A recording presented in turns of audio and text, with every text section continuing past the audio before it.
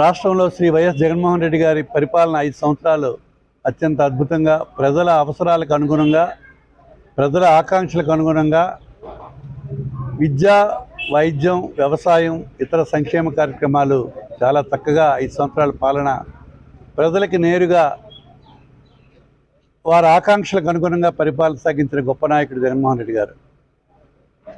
ఈరోజు రాష్ట్రం తాలూకా అన్ని అవసరాలు కూడా ఒక ప్రణాళికాబద్ధంగా గతంలో ఎన్నడూ లేని విధంగా గిరిజన ప్రాంతాలకు కూడా వైద్య కళాశాలలు కానీ, అలాగే హాస్పిటల్స్ కానీ, ఎడ్యుకేషన్ సంబంధించినటువంటి యూనివర్సిటీ, అలాగే కాలేజెస్ కానీ, ఇంటీరియర్లకి రవాణా సౌకర్యాలు ఉన్నటువంటి రోడ్స్ కానీ, ఇలాగ ఏది తీసుకున్న ప్రజలకు అవసరమైనటువంటి అనేక కార్యక్రమాలు ఈవేళ పరుగున పెట్టించిన నాయకుడిగా, ప్రజల మనసుల్లో దోచుకున్నటువంటి గొప్ప నాయకుడు జగన్మోహన్ రెడ్డి గారు.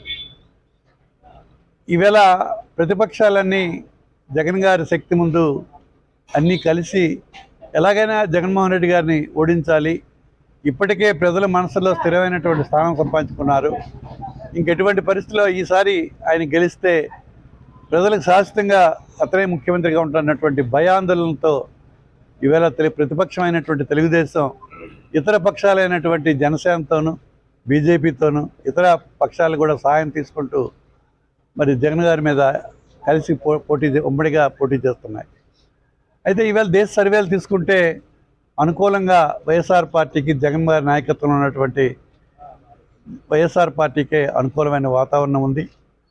మొన్ననే నేషనల్ సర్వే ఒకటి 22 స్థానాలు వైఎస్ఆర్ పార్టీ పార్లమెంట్లో వస్తుంది, కేవలం 3 స్థానాలకే ఈ ప్రతిపక్షాలని పరిమితం అవుతాయని చెప్తున్నారు.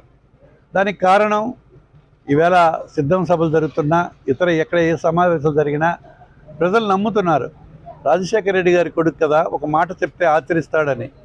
అది కల్లారా చూశారు. 5 సంవత్సరాల పాలనలో ప్రజలకు ఎవ్వరికి వాళ్ళ అవసరాలను తీర్చే విధంగా తెల్లవారుసరికే వాలంటీర్ వ్యవస్థ ద్వారా మరి ప్రజలకు సంక్షేమం అందించే కార్యక్రమం కానీ, మండల హెడ్ క్వార్టర్స్లో జరిగినటువంటి పరిపాలనా విధానం అంతా సచివాలయ వ్యవస్థ ద్వారా గ్రామాల్లో వచ్చినటువంటి వ్యవస్థ కానీ, మరి ఆరోగ్యంకి అవసరమైన వెల్నెస్ సెంటర్లు ప్రతి గ్రామంలో పెట్టి వారికి అవసరమైనటువంటి వైద్య పరీక్షలు కూడా చేయించి ఉచితంగానే మందులు ఇచ్చినటువంటి వైద్య సురక్ష కానీ, ఇవన్నీ కూడా గతంలో ఎప్పుడు ఎవరు చేయలేదు.